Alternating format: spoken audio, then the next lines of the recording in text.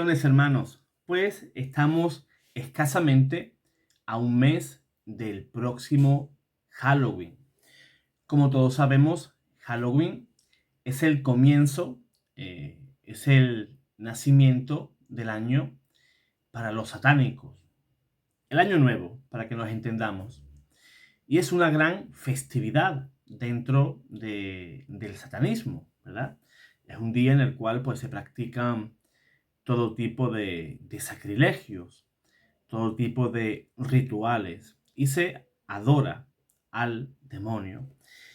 Casualmente es un 31 de octubre. Yo he escuchado muchas personas afirmando que el 31 de octubre pues no es ningún día satánico, que Halloween es cristiano. Pero bueno, eso sería otro punto para otro video. Pero lo que no es de recibo es que un 31 de octubre Martín Lutero decidiera clavar esas 95 tesis, ¿verdad? Y proclamar la ruptura con la iglesia. Ese mal que sucedió ese día, pues llega hasta hoy en día. Vemos toda esa torre de Babel de sectas que se ha convertido el protestantismo. Y cada persona, pues, ha decidido, pues, apartarse del cuerpo místico de Cristo y ellos se creen, pues, otros Cristos, ¿no? Crean su iglesia particular y ellos dicen que esa es la iglesia de Dios y que esta es la única que tiene la salvación. Desde hace 500 años, pues ya hay más de 70.000 sectas diferentes. Todos sabemos, o al menos el católico debería de saber y admitir que el demonio es un ser personal, es el mal personificado y este pues puede disfrazarse de ángel de luz y que naturalmente es mucho más inteligente y más astuto que todos nosotros. Y también profesa un profundo odio a la iglesia, porque la iglesia es fruto de Cristo y nace con y para Cristo. Por eso hay que considerar seriamente toda esa obra de Martín Lutero, no meramente desde el punto psicológico, moral o desde el punto de vista histórico e intereses tanto del poder internacional del dinero eh, como en aquel tiempo los príncipes alemanes o incluso desde la perspectiva teológico-dogmática.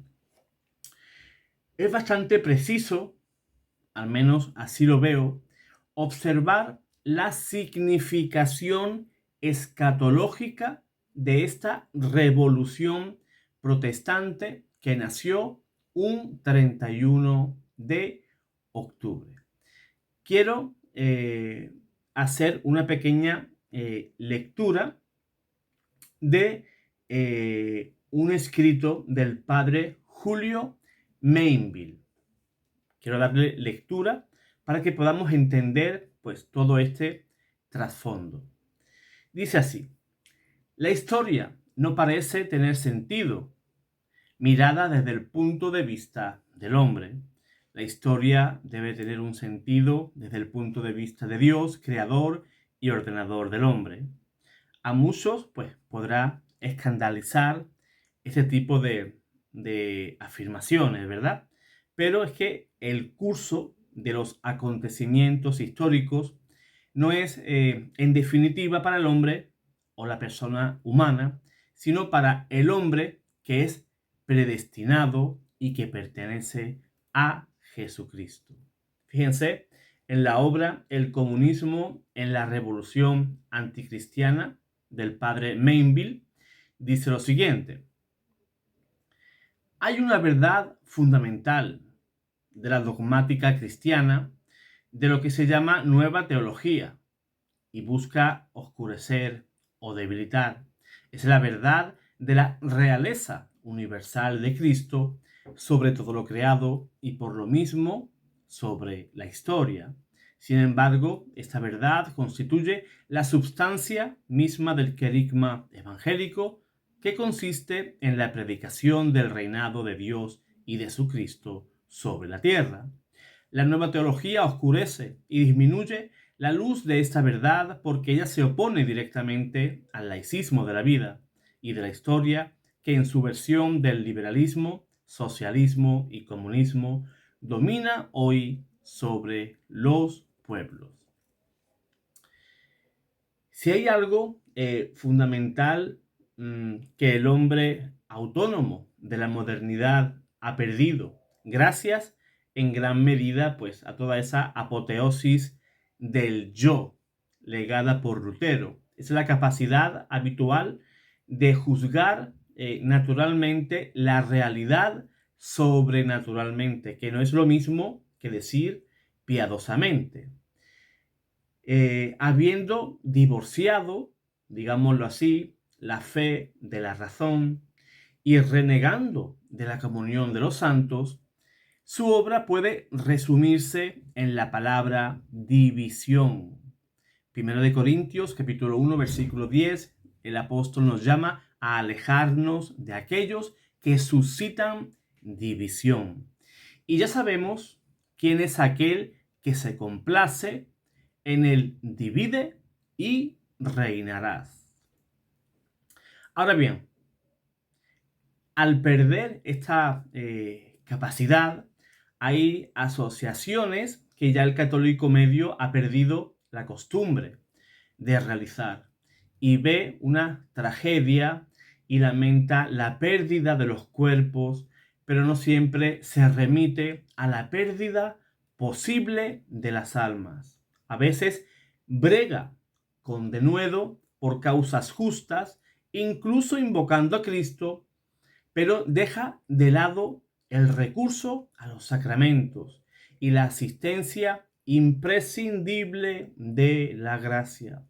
Admite teóricamente todos los artículos del credo, el cual pues profesamos cada vez que asistimos a misa, pero no suele recurrir de manera asidua al auxilio de los santos y también de los ángeles.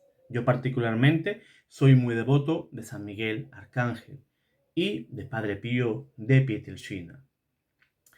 Pero si observamos la historia y la obra del mal en ella, pues sucede algo semejante. El 31 de octubre, todos sabemos que en esa fecha vivimos una avalancha de celebraciones demoníacas bajo el nombre de Halloween. Y todavía hay muchísimos católicos que ni se mosquean ante ese inocente aquelarre, ante ese inocente juego, ¿verdad? En el que participa la sociedad con esos disfraces y con todo ese ambiente tétrico, que más bien que celebrar la vida, pues celebra más bien la muerte y todo lo oscuro. Y nos hacemos la pregunta, ¿verdad? ¿Cuándo comienza históricamente las celebraciones de Halloween, la mayor fiesta dentro del mundo satánico? Pues por lo menos hace unos 30 siglos. Pero ya desde su remota celebración del Año Nuevo celta o el Samaín, había una connotación del paso de la luz a la oscuridad el mismo día, el 31 de octubre. Y curiosamente, fue un 31 de octubre el día en que se le ocurrió al doctor Martín Lutero clavar esas 95 tesis en la catedral de Wittenberg, cuyo quinto centenario, que hace unos 6 años que se cumplió ya ese quinto centenario, que a veces incluso muchos católicos también pues conmemoraron. Incluso el Papa Francisco se desplazó, si no recuerdo mal, fue a Suecia para celebrar esos 500 años de la mal llamada reforma. Yo le digo deforma, con D de Dinamarca. ¿Por qué un hombre como Martín Lutero, que según él en sus propias confesiones mantenía diálogos con el demonio, realiza aquel acto de ruptura precisamente en la fiesta más grande, siguiéndose de consecuencias de discordia más tarde en toda la historia de la iglesia? Una persona que decía hablar cara a cara con Satanás. Y curiosamente, esta persona es la que divide la iglesia. Y ese mal que causó hace 500 años, hace ya más de 500 años, 506 años, ese mal todavía persiste en la iglesia. Pero vamos a retomar otro pequeño extracto de el padre Julio Mainville.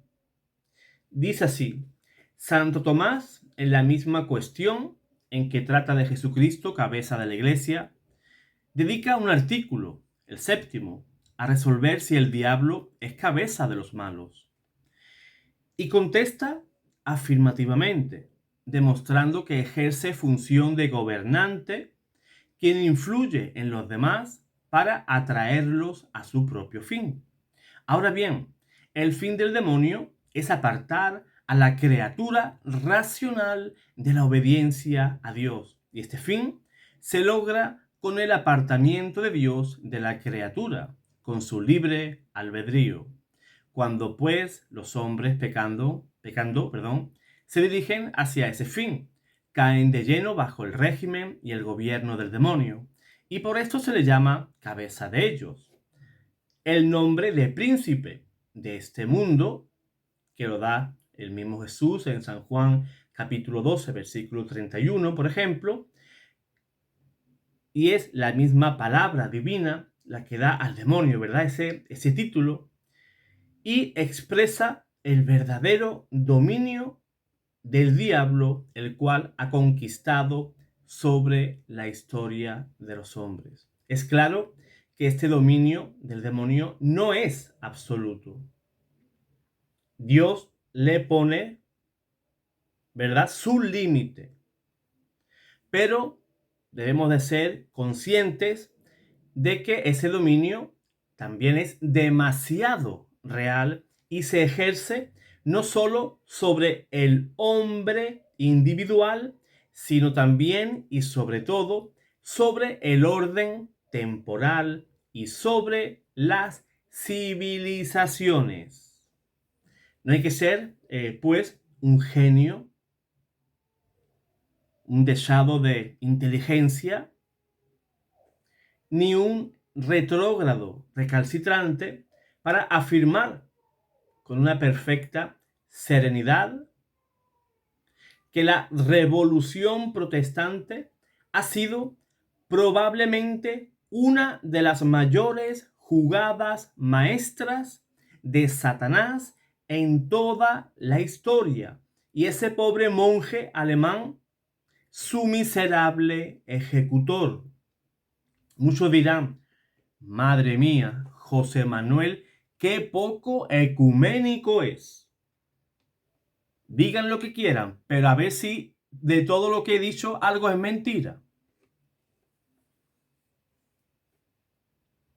Si por algo admiraba yo, por ejemplo, al padre Loring, un sacerdote al que yo le tengo muchísimo cariño y que tanto él como su familia tenía una grandísima relación con mi ciudad, Málaga, el cual era un sacerdote, pues, que a lo blanco le llamaba blanco y a lo negro, pues negro. No hay grises. O algo es falso o es verdadero. O algo es mentira o algo es verdad. Pero no podemos decir que es medio mentira o es medio verdad. Tampoco podemos decir si está embarazada o está medio embarazada. O lo está o no lo está. ¿Verdad? Por eso, Martín Lutero jugó un papel primordial, fue el títere del demonio. De Martín Lutero se valió Satanás para dividir a la iglesia. Quien haya leído las obras de Lutero, Lutero no quería toda esta división. En algún momento, seguramente, él querría reformar algunas cosas en la iglesia.